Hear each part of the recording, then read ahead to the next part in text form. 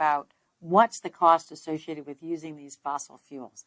And this requires maybe a little bit of understanding of the combustion process itself.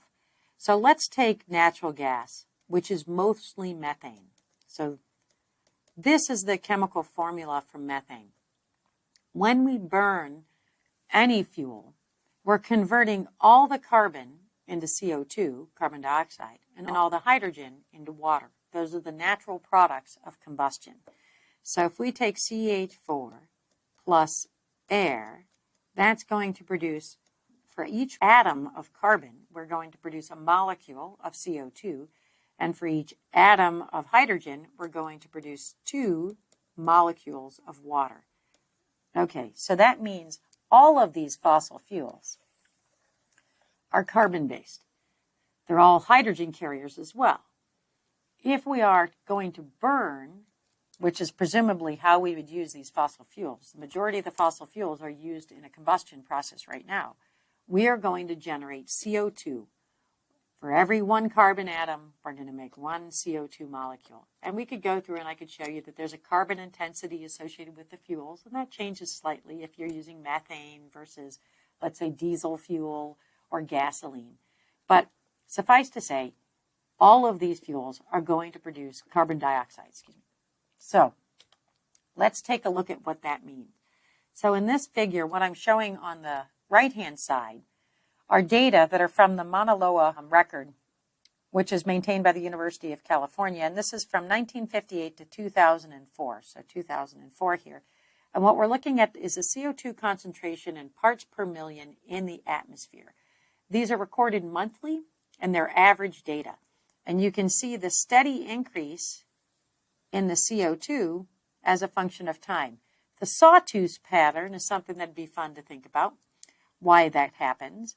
And essentially, it's just you have diurnal cycles and you have seasonal cycles. And what you're looking at are these variations, these seasonal variations in the CO2. In 1800, the CO2 levels were recorded about 270 ppm. And these are really fun technologies to explore. You can look at, like, how do we measure the CO2 in the atmosphere? And we actually have records back into, the Ice Age. And they do that by coring ice samples. And it's really interesting stuff. But what I just recorded here is essentially the modern civilization number. And I had to extend the graph here. And here's where we had CO2 in the 1800s. So down here, about 270 ppm, parts per million.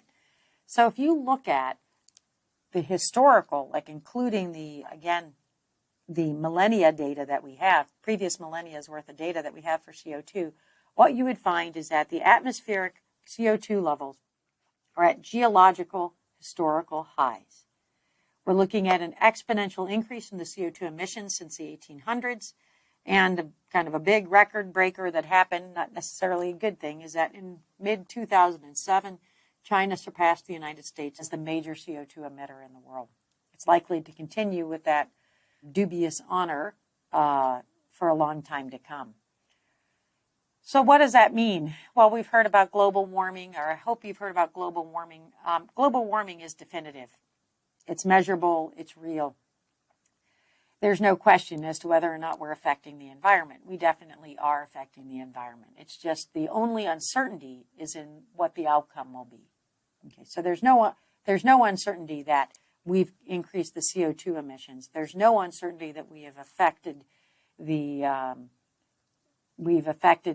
heat transfer and the energy transfer of the planet. The question again is really what will be the net impact. So that's where some of the models become very uncertain.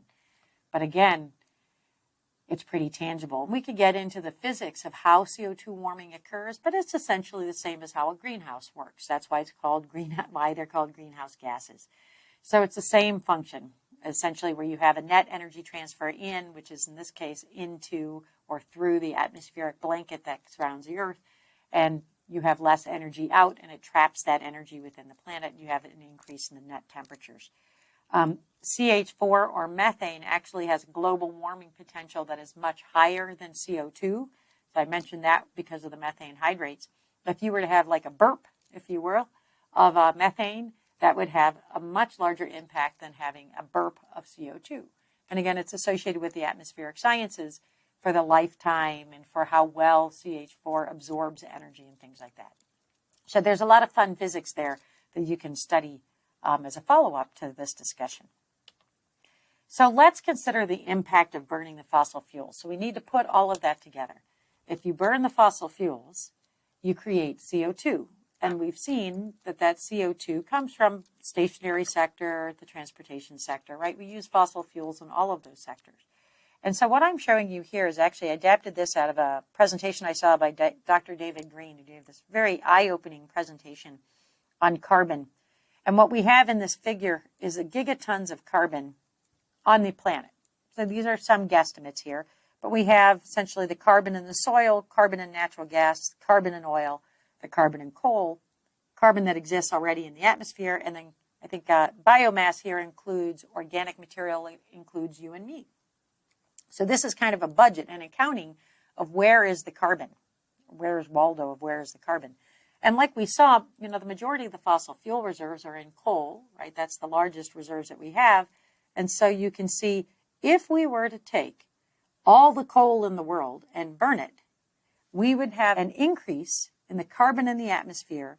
If the atmosphere is about 1,000 gigatons of carbon, of over 7 times what exists in the atmosphere right now.